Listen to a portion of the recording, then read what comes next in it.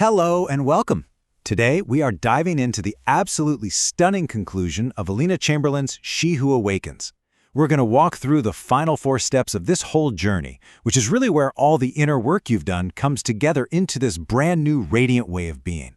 So, let's get started. And wow, what a way to kick things off. This is the very first line for this final section, and it just perfectly sets the stage, doesn't it? We're not just learning new things anymore. It's like we're standing at the very peak of the mountain, looking back at how far we've come, and just getting ready to integrate everything. This really is the transformation finale.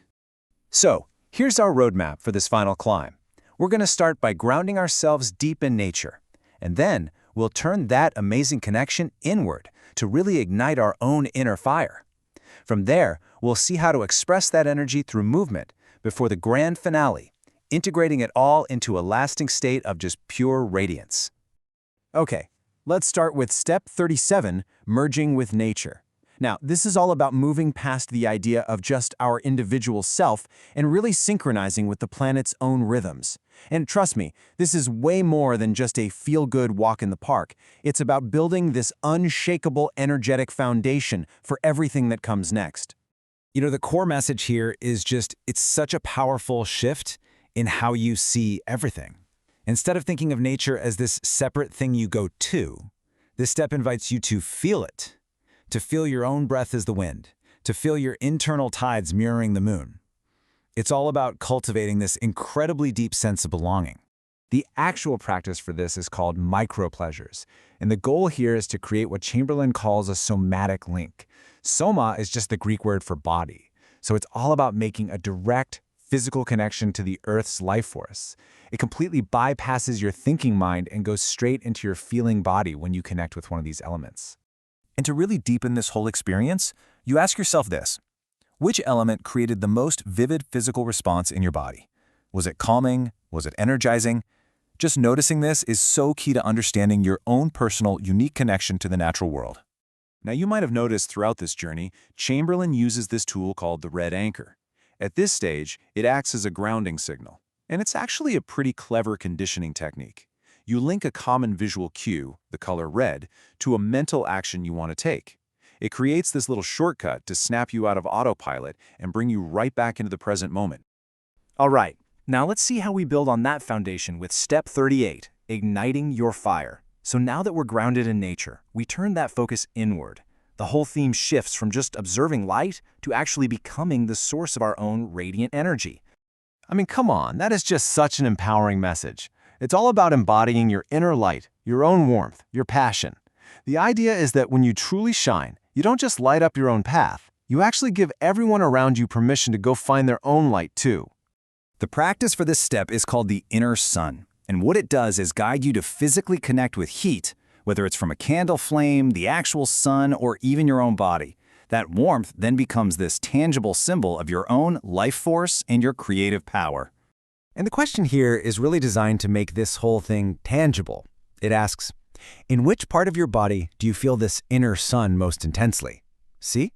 It brings that visualization right out of your head as just a concept and makes it a real, felt, physical reality.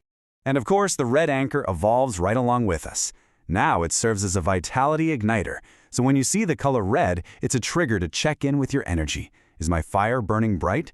If you feel like it's not, you can just take a deep breath, straighten your spine, and consciously reignite that inner spark of joy. Which brings us to the absolute peak of this journey. Step 39, the dance of life. This is where every skill we've been practicing, presence, grounding, that inner fire, it all converges into pure, embodied movement. It's about dissolving those final boundaries between you and the universe. So the philosophy here is that really everything in the universe is in motion, right? From planets rotating to atoms vibrating. And this step is basically an invitation to stop thinking about it and just join that cosmic rhythm, to just let life express itself directly through your body. You do this through a practice called flow improvisation. And it sounds simple, but it's incredibly profound. What you're aiming for is what the text calls kinesthetic ecstasy. It's this state where movement becomes totally effortless, a direct channel for that life force you've been building up. And the most important part, you have to do it all without any judgment. And this one is designed to help you pinpoint that absolute magic moment of surrender. That moment where you stop dancing and the dance just started happening through you. I mean, that is the essence of true flow. So for this step, our good friend the red anchor becomes a rhythmic synchronizer. It's a prompt to just pause, feel your own heartbeat, and then recognize that your internal rhythm is part of this much larger pulse of the world around you, from the music you're hearing to the city humming outside. And so here we are. We've arrived at the final destination. Step 40, the grand integration. This isn't another thing to do. This is about anchoring a permanent state of being, where radiance is no longer something you're trying for, but it's simply who you are.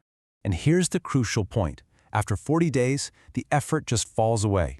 This final message is a celebration. It's saying that the wisdom, the feeling, it's now embedded in your cellular memory. You've finally arrived home, in yourself. The very last practice is all about creating your personal power package. Basically, you codify this entire journey into 3 pillars: a key physical sensation that you discovered, a single word that acts like a master key to this state, and 1 daily practice you'll commit to. This makes the entire transformation instantly accessible, anytime you need it. And the final reflection question, it isn't about technique at all. It's about self-reclamation. It asks you to name your greatest victory over that negative inner voice that we all have. It's a moment to just truly, deeply acknowledge how far you have come. And finally, the red anchor completes its own transformation. It's no longer a prompt to do anything. Now when you see it, it's just a simple celebration of your being. It's a quiet confirmation to yourself. I am the light, I am the source, I am whole. And that brings our entire explainer to a close. This whole journey culminates in one final, powerful question for you.